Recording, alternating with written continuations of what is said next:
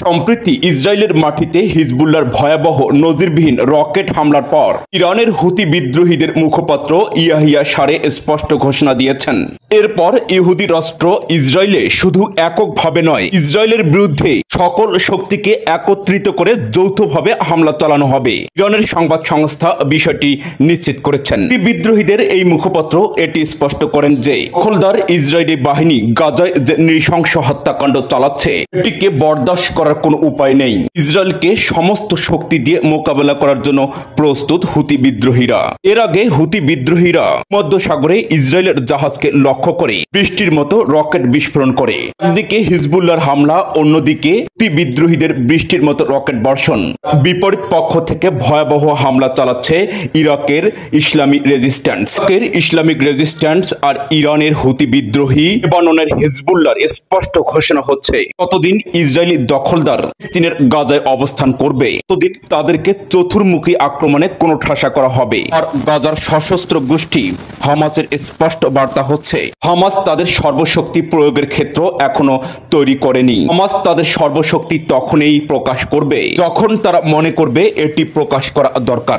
হামাসের এটিও স্পষ্ট বার্তা হচ্ছে মাসের পর মাস নয়, বছরের পর বছরও ইসরায়েলি বাহিনীর সাথে যুদ্ধ চালিয়ে যেতে সক্ষম হামাস এটিও বলেছে গাজায় ইসরায়েলের একটা সৈন্য থাকা অবস্থায়ও প্রতিরোধে একটু বাধার সম্মুখীন হবে না হামাস মুখপাত্র এটি বলেছেন, আমরা এটি মনে করি যে যুদ্ধই একমাত্র মুক্তির পথ। ফিলিস্তিনকে স্বাধীন রাষ্ট্রের স্বীকৃতি তখনই পাবে যদি আমরা যুদ্ধের মাধ্যমে পুরো ইসরায়েলের ঘাতকদেরকে পরাজিত করতে পারি। ইসরায়েলি ঘাতকদের যুদ্ধের মাধ্যমে পরাজয় করা ছাড়া ফিলিস্তিনের স্বাধীন রাষ্ট্রের স্বীকৃতি কখনো মিলবে না। বার্তা সংস্থা রয়টার্স এই বিষয়টি স্পষ্ট করে উল্লেখ করেছেন। বার্তা সংস্থা রয়টার্স এটিও জানিয়েছে হামাসের শীর্ষ নেতাদের মনোবল এখনো সক্রিয়।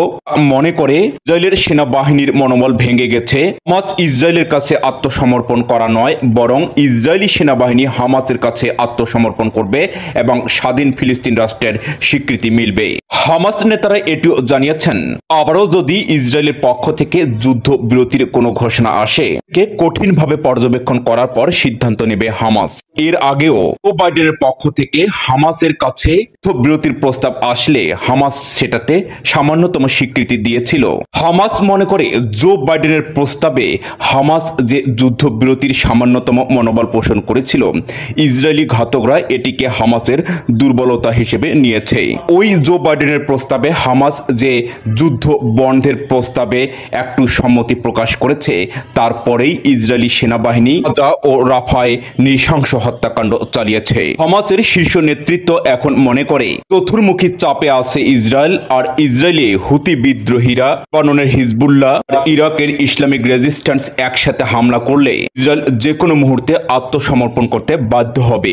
এই বিশ্বাস রেখেই হামাস তাদের শেষ যুদ্ধটি চালিয়ে যেতে চায়। মোহাম্মদ আব্দুল ওয়াজেদ, ইন্ডেক্স আন্তর্জাতিক।